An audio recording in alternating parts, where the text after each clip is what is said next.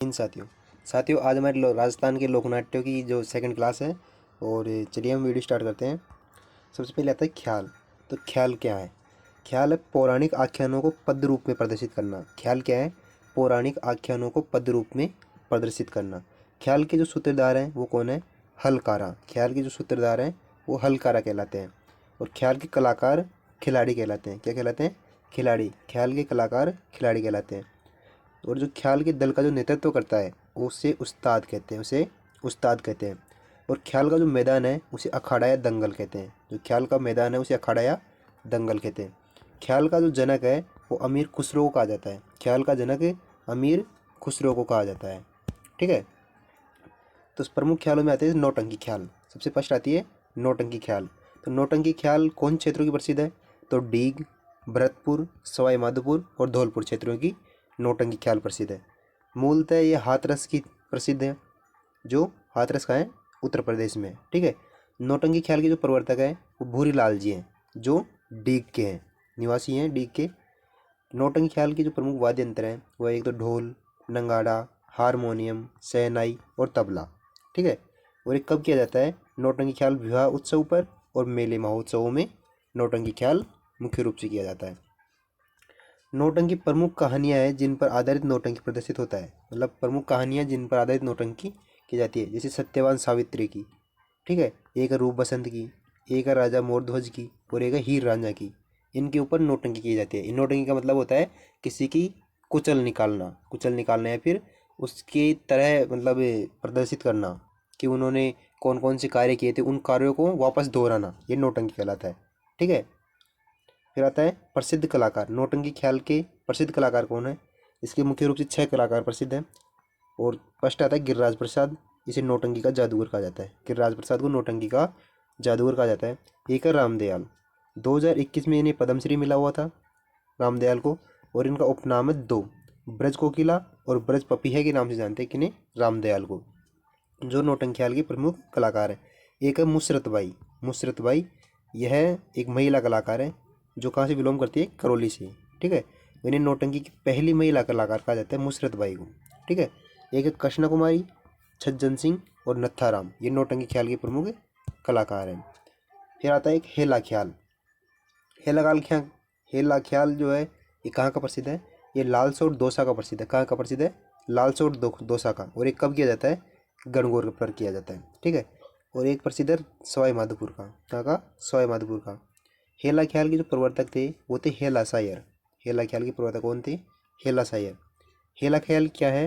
यह रामायण और महाभारत की पंक्तियों के साथ इसका प्रारंभ किया जाता है और मुख्य रूप से चांदनगांव करौली में किया जाता है। ठीक है। जो चांदनगांव करौली है, चांदनगांव करौली, इसके अंदर क्या प्रसिद्ध है कि यहाँ की जो महावीर जयंती है, चांदनगांव करौली में महावीर जयंती के अवसर पर चैत्र शुक्ल त्रयोदशी के अवसर पर हेला ख्याल का कभी कभी आयोजन किया जाता है। ठीक है। जो भेंट के दंगल है वो बाड़ी बसेड़ी धौलपुर में, बाड़ी बसेड़ी स्थान है और धौलपुर में किया जाता है। एक आता है किशनगढ़ी ख्याल। इसके प्रवर्तक हैं बंशीधर शर्मा और ये कहाँ किया जाता है? किशनगढ़ अजमेर में किया जाता है। एक है मांझ। मांझ ख्याल, ये कहाँ का प्रसिद्ध है? ये मारवाड़ का प्रसिद्ध है और इसके प्रवर्तक है बगसू राम जी, जो भीलवाड़ा से हैं। ठीक है। एक आता है डोडिया ख्याल। डोडिया ख्याल कहाँ का है? तो ये बूंदी हाड़ौती क्षेत्र का प्रसिद्ध है। और डोडिया ख्याल के प्रवर्तक कौन है? तो कन्हैयालाल जोशी जी हैं। ठीक है। डोडिया ख्याल के जो प्रसिद्ध कलाकार वो मांगेलाल जी थे, लेकिन जो प्रवर्तक हैं वो कन्हैयालाल जोशी जी हैं। ठीक है। फिर आता है तुर्रा कलंगी ख्याल। तुर्रा कलंगी ख्याल, ये कहाँ का प्रसिद्ध है? तो निम्बाहेड़ा चित्तौड़गढ़ या गोसुंडी चित्तौड़गढ़, दो स्थान तो चित्तौड़गढ़ के हैं, निम्बाहेड़ा और गोसुंडी। और एक नीमच मध्य प्रदेश का प्रसिद्ध तुर्रा कलंगी ख्याल। ठीक है। मूलतः यह उज्जैन एमपी का था, यानी उज्जैन मध्य प्रदेश का था तुर्रा कलंगी ख्याल।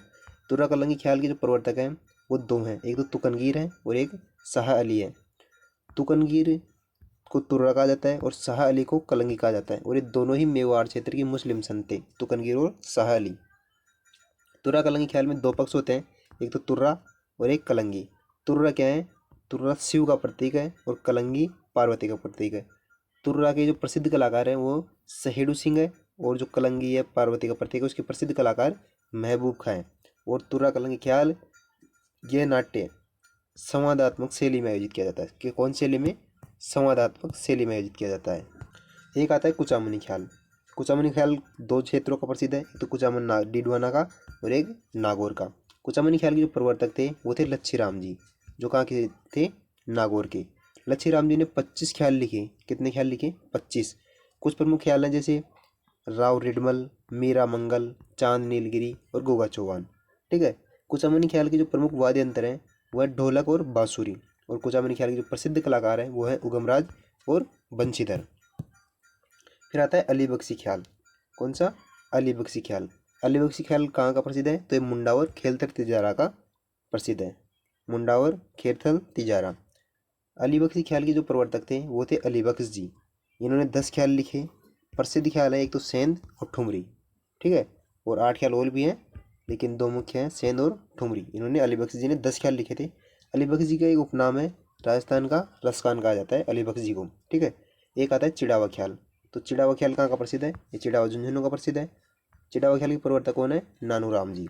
और इसके प्रसिद्ध कलाकार कौन है? तो दूलिया राणा है चिड़ावा ख्याल के प्रसिद्ध कलाकार।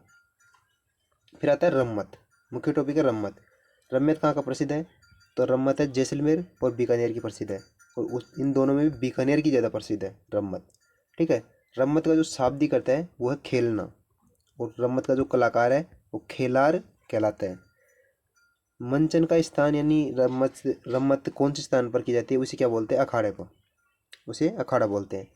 रम्मत की जो जन्मस्थली है वो जैसलमेर है। और रम्मत के जो प्रसिद्ध कलाकार हैं वह आचार्यों की चौक की बीकानेर की प्रसिद्ध है रम्मत। रम्मत कहाँ की प्रसिद्ध है? आचार्यों की चौक बीकानेर की। प्रमुख रम्मतें कौन कहाँ की है? तो जैसलमेर और बीकानेर दो क्षेत्रों की प्रसिद्ध है, हमने पहले बात की है।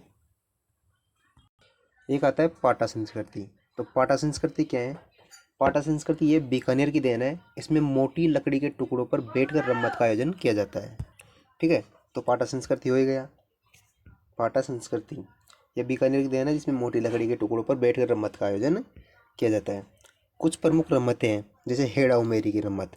तो हेड़ा उमेरी की रम्मत क्या है? इसके प्रवर्तक है जवाहर सिंह पुरोहित। कौन थे?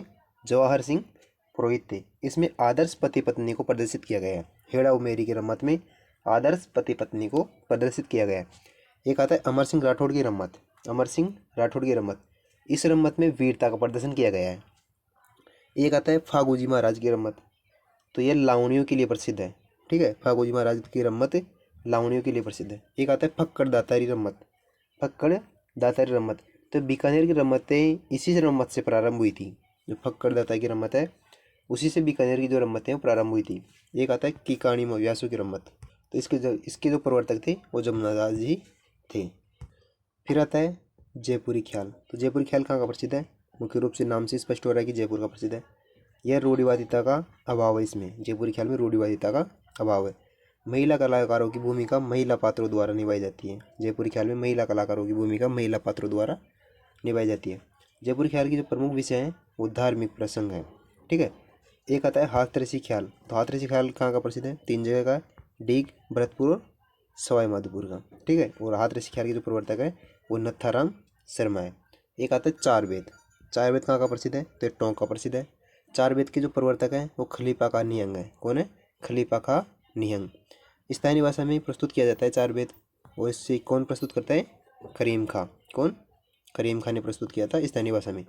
मूल रूप से पश्तो की भाषा थी ये जो चार वेद है ना, ये मूल रूप से पश्तो भाषा का था चार वेद, लेकिन इसे स्थानीय भाषा में किसने प्रदर्शित किया था? करीम खां ने। इसका प्रारंभ किसने किया था? तो फैजुल्ला खां के समय ये टोंक का नवाब था। ठीक है। इसका प्रारंभ फैजुल्ला खां के समय हुआ था। और ये कौन था? ये टोंक का नवाब था। ठीक है। ढपली वाद्य यंत्र के साथ पश्तो भाषा एवं पठानी गायन शैली में या काव्य शैली में 4 पंक्तियों के साथ इसका प्रारंभ किया जाता है। किसका? चार वेद का। इसीलिए इसका नाम चार वेद पड़ा था कि डफली वाद्य यंत्र के साथ पश्तो भाषा एवं पठानी गायन शैली में या काव्य शैली में 4 पंक्तियों के साथ इसका प्रारंभ किया जाता है। एक आता है दंगल। क्या आता है?